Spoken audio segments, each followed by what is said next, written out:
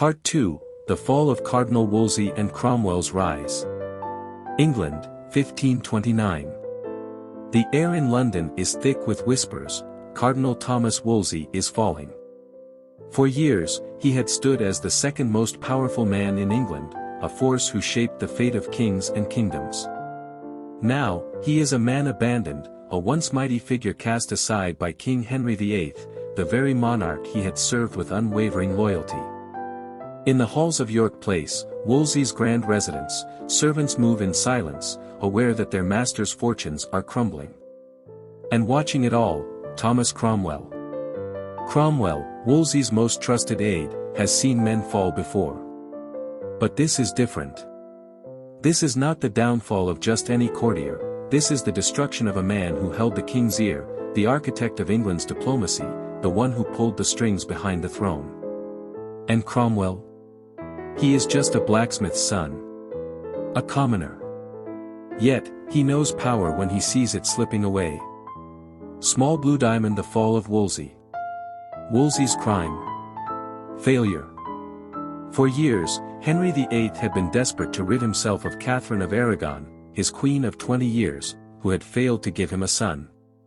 Henry wanted Anne Boleyn, the young, clever woman who had captured his heart. But Rome, and Pope Clement VII, refused to grant an annulment. And so, Henry turned his anger toward Wolsey. The nobility, long jealous of the cardinal's power, sensed blood in the water. The Duke of Norfolk and Thomas More, Henry's most devout Catholic advisers, whispered into the king's ear, poisoning him against his most loyal minister. Then came the final blow. Wolsey was stripped of his titles, his lands, and his influence. He was ordered to leave court. For the first time in his life, Thomas Cromwell was alone. Small Blue Diamond. Cromwell's choice. He could have fled. He could have followed Wolsey into disgrace, disappearing into exile like so many fallen men before him. But Cromwell was not like other men. He did not come from the nobility. He was not guided by blind faith or duty to a king. He was a survivor. And so, while others abandoned Wolsey, Cromwell stayed by his side. Even as the cardinal was forced to leave London for York, even as his enemies plotted his arrest and execution, Cromwell worked in the shadows, negotiating, persuading, and ensuring that the cardinal would not die disgraced. But fate had other plans. In 1530, as Wolsey prepared to face treason charges, he fell ill on the road.